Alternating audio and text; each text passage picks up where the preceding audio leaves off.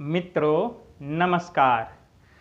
प्राचीन समय में विद्यार्थी गुरुकुल में रहकर ही पढ़ा करते थे और बच्चों को शिक्षा ग्रहण करने के लिए गुरुकुल में भेजा जाता था। बच्चे गुरुकुल में गुरु के सानिध्य में आश्रम की देखभाल किया करते थे और अध्ययन भी किया करते थे। आज भी भारतवर्ष में बहुत सारे जगहों पर गुरुकुल का संचालन किया जाता है, जहां पर बच्चे गुरुकुल में रहकर गुरु के मार्गदर्शन में अपनी शिक्षा को ग्रहण करते हैं।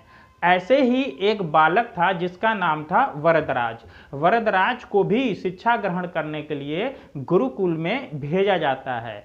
वरदराज गुरुकुल में शिक्षा ग्रहण करने लगा और वहां पर अपने साथियों के साथ घुलने मिलने लगा।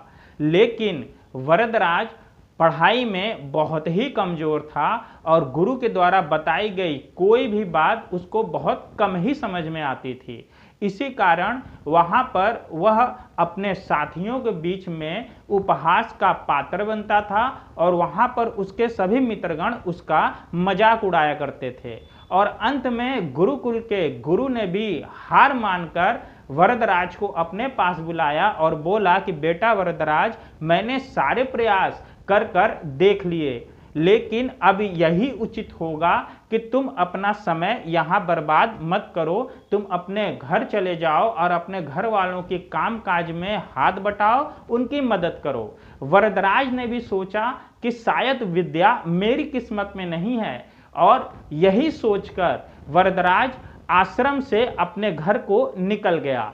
चूंकि जब वरदराज घर से निकला तो दोपहर का समय था और कुछ दूर चलने के बाद वरदराज को बहुत ही तेज प्यास लगती है और वह पानी की तलाश में इधर उधर देखने लगता है। कुछ ही दूर पर वरदराज को एक कुआं दिखाई देता है और वहां पर वह देखता है कि कुछ महिलाएं पानी भर रही थी, तो वरदराज वहां पर चला जाता है। जब वह कुएं के पास पहुंचता है तो वह देखता है कि वहां पर जिस पत्थर के सहारे महिलाएं रस्सी से बाल्टी कुएं से खींच रही थी, उस पत्थर पर बहुत ही गहरे निशान बने हुए थे। वरदराज को बड़ा ही आश्चर्य हुआ और उसने वहां पर उपस्थित महिलाओं से पूछा कि आपने इस कठोर पत्थर पर इतने गहरे निशान कैसे बनाए? तो वहां पर उपस्थित एक महिला ने बोला कि बेटा वरदराज, हमने यह निशान नहीं बनाया, यह तो इस रस्सी से बाल्टी कुएं से खींचते वक्त रस्सी के बार बार आने और जाने से इस पत्थर पर स्वतः ही निशान बन गया है। वरदराज को फिर बहुत ही आश्चर्य हुआ और वह सोच में पड़ गया। उसने विचार किया कि जब एक पुआल की रस्सी के बार बार आने और जाने से इस कठोर पत्थर पर गहरे निशान बन सकते हैं, तो निरंतर अभ्यास से मैं शिक्षा ग्रहण क्यों नहीं कर सकता हूँ।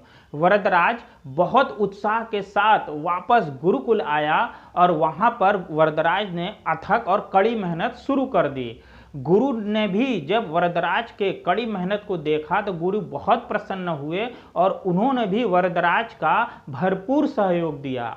कुछ ही सालों के बाद आगे चलकर यही मंदबुद्धि बालक संस्कृत व्याकरण का बहुत महान विद्वान बना और उसने लघु सिद्धांत कौमुदी, मध्य सिद्धांत कौमुदी, सार सिद्धांत कौमुदी और गीर्वाण पदमंजरी की रचना की। मित्रों, अभ्यास की शक्ति को कभी भी कम नहीं समझना चाहिए।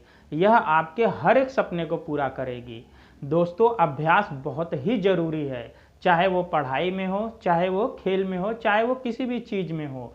अभ्यास के बिना आप कभी भी सफल नहीं हो सकते हैं। अगर आप भी बिना अभ्यास के केवल किस्मत के भरोसे बैठे रहेंगे तो अंत में आपको पछतावे के सिवा कुछ भी हाथ नहीं लगेगा। वो कहते हैं ना, करत करत अभ्यास जड़मत होत सुजान, रसरी आवत जात शिल्पत पड़त निशान।